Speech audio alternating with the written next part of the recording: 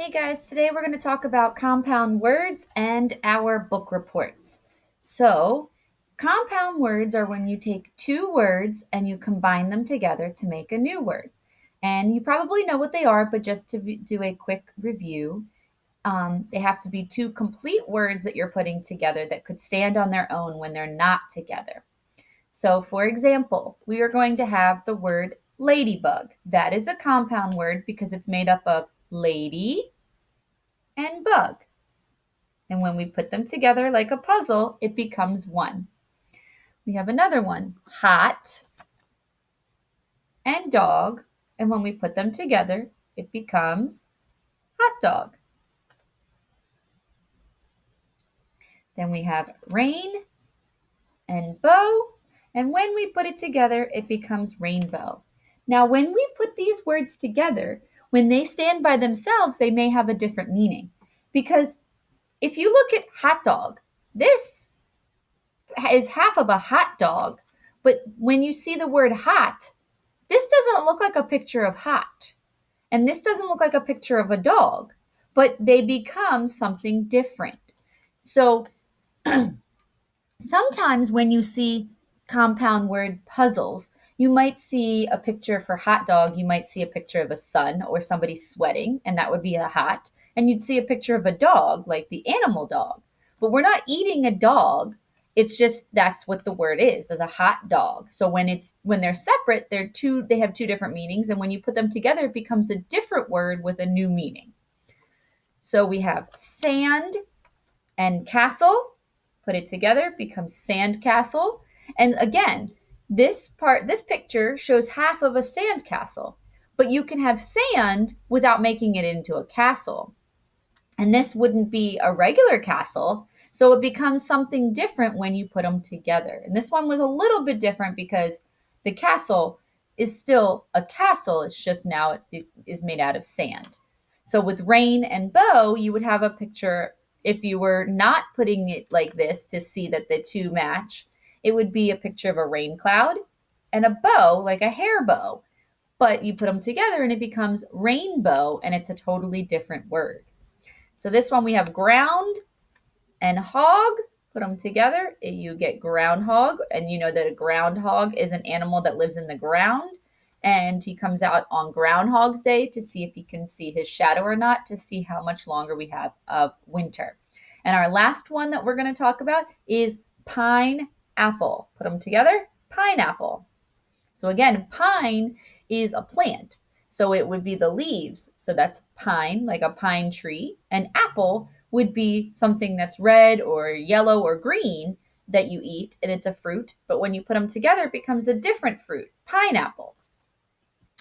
And I said that we were going to talk about our book report. So for your book report, we've done book reports before, like we did the pumpkin pineapple, the pumpkin book report, where you had to pick any book you wanted and to write a report about it. And you had different pages that you had to complete. So that's what we're going to do here. But this time, we're going to do something called a sandwich book report. And so when you think of a sandwich, you have two pieces of bread on either side. So here are your two pieces of bread. You're going to pick any book you want. However, I would prefer that it is an English book, since this is English class. So what you're going to do is you're going to write the title of the book and the author of the book. And remember that we have to put, for the title, it needs to have an uppercase letter because it's the name of the book, as well as the author, because that's someone's name. And this will be on the back. This is the front, and this will be the back of your report when you put it together. And you're going to write by, which is your name, and the date. Remember that when you write the date, you have to put commas if you're writing out the whole date. And if you're writing it with the numbers, you're going to write a slash. So we're going to have to do this every day. It's assigned for today. You can do it all at once, or you can split it up and do a page each day or 2 pages each day. So that way you can have it completed by Sunday, and you'll send me the whole thing. And then next week we'll have time in our Zoom meeting to present them. Everyone doesn't have to present, because I know that it's a little bit more intimidating on the Zoom to present than it was in the classroom. So I'm not going to force you to present, but if you do present, you'll get an extra dojo point because I really would like you guys to practice presenting. So the first thing is a piece of cheese. And on the cheese, it says setting. So you're going to write about the setting of your story. And all you have to do is write a complete sentence that tells me where the story took place and when the story took place. So, for example, if I'm writing about the story, let's see. If I'm writing about the story, what's a good book that I can talk about? If I'm writing about If You Give a Mouse a Cookie, the story takes place during the day and the story takes place at the boy's house. So I would write the setting of my book is the boy's house and it takes place during the day. I could write it as one sentence or I could split it up to two sentences. So there's not a lot that you have to do. And that's why I want you to do 2 pages if you're splitting it up for each day. The second page is a piece of meat. It can be any kind of meat you want because this is your sandwich. And when you're finished, you can color it. But please don't color over top of the words because I need to be able to see them. You can color around them. So on this, you're going to write about the main characters. That's who the story is mostly about. So if I were writing about If You Give a Mouse a Cookie, the main characters would be the mouse and the boy. And in that story, they don't give them a name or they don't tell us what their names are. So I would just say the main characters are the mouse and the boy. And sometimes the story is only about those main characters. Now, he talks about his family when he draws a picture, but they aren't really introduced other than that. So they're not main characters. They aren't who this mainly in the story, who the story is mostly about. Then you have a piece of lettuce, and this is the plot. The plot is a basic summary of what happens in the story. What is the story about? So I'm not going to give every single detail. I'm not going to go through each page and talk about it, but I'm going to talk about what happens. So the plot of the story is the mouse or the boy gives a cookie to the mouse. And then the story tells you what will happen after that. And the story talks about a lot of cause and effect. If one thing happens, then it's going to cause or make something else happen. So again, that's what happens and why it happens. And then here is some bacon.